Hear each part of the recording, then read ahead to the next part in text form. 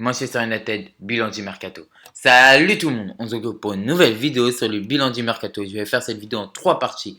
La première partie sera les arrivées, après je vais parler des départs, si c'est des grosses pertes ou pas, puis je vais conclure en donnant mon avis sur le mercato de Man U. Bon, commençons par les principaux départs qui sont Igaiolo qui finit son prêt et retourne à Shanghai Shenhua. Je suis plutôt satisfait de son passage à Man U.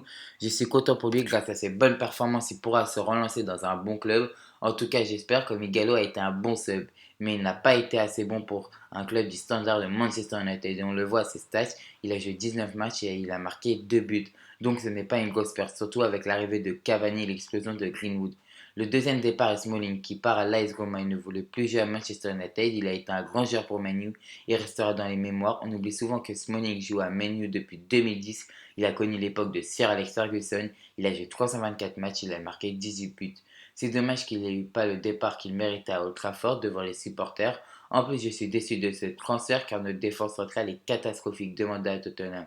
Mais bon, il ne voulait plus jouer à Man U, donc on l'a vendu pour 15 millions alors qu'il vaut 20 millions. Et les deux derniers gros départs sont des prêts. C'est Pereira qui est parti à la Lazio et Diego Dalot qui est parti à l'AC Milan. Je suis content de ces prêts, ils ont besoin de se relancer, ils sont en manque de temps de jeu, donc ces prêts sont positifs. Maintenant, les arrivées. La première arrivée est Donny van de Beek. C'est un bon accord financier et sportif. Il peut jouer en 10 pour remplacer Fernandez et en 8 pour jouer avec Pogba ou Matic. Je suis content de ce transfert, j'en ai fait une vidéo, mais après je ne comprends pas pourquoi il ne joue pas en PL. Je suis pas aux entraînements, mais ça se trouve que Fernandez peut pas jouer avec Donny van de Beek. C'est peut-être trop offensif. Je sais pas, je suis pas dans la tête de Solskjaer, mais j'espère que les trois vont jouer ensemble. Au moins une seule fois pour voir ce que ça donne. Mais bon, je suis satisfait de ce transfert. En plus, ses récentes performances en Cup sont bonnes. La deuxième arrivée est Telles qui est venu dans les dernières heures du mercato. Comme ce que j'ai dit dans la vidéo sur Telles, je suis content de ce transfert. On en avait besoin d'un défenseur gauche de top niveau comme Lucio avec ses blessures et son irrégularité. J'en avais marre. Donc bienvenue à Telles qui portera le numéro 27, anciennement porté par Fellini. La troisième recrue est Cavani qui lui aussi est venu dans les dernières heures du mercato. Je suis très satisfait de ce transfert. En plus, il est venu libre avec des bonnes attentions. Et niveau marketing, c'est une bonne arrivée comme Cavani, c'est un nom qui fait parler et qui fait vendre des maillots. Je vais pas trop approfondir le sujet, j'en ai fait une vidéo. Et les deux dernières recrues du mercato mancunien qui sont venues dans les dernières heures sont Amad Traoré qui vient de l'Atlanta et Pellistri qui vient de Penarol.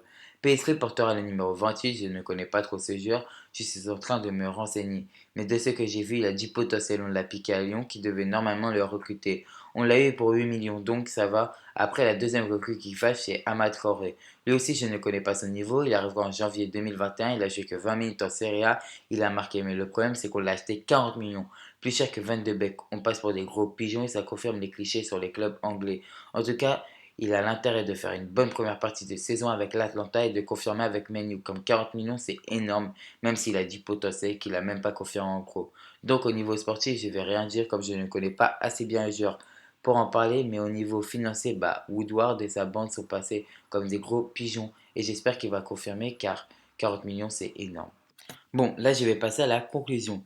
Je suis plutôt mitigé sur ce mercato de Man U. On reste sur un sentiment d'inachevé avec l'affaire Sancho, le manque d'un top défenseur central et un milieu de terrain qui peut combiner avec Pogba du style Kanté. On aurait aussi dû dégraisser l'effectif comme par exemple Finjo, je ne sais pas ce qu'il fait là. Mais après on a quand même réussi à se débarrasser de Alexis Sanchez et de Pereira. Et au niveau des arrivées PSG, je suis neutre car je ne connais pas assez bien le joueur. Amad Traoré, la pépite de l'Atlanta, sportivement je suis neutre à son arrivée, mais financièrement ce transfert est une catastrophe. Et pour Cavani, Van de Beek et Telles, je suis ravi de leurs arrivées financièrement et sportivement. Durant ce mercato, Menu a dépensé 104 millions, mais pourtant, il n'y a aucun joueur de classe mondiale à part Cavani qui est venu. Bon, c'est la fin de la vidéo. Comme vous l'avez compris, je suis plutôt mitigé sur ce mercato. Mais si vous avez aimé la vidéo, si vous êtes d'accord avec moi, mettez un petit like, mettez un commentaire et abonnez-vous. Salut tout le monde!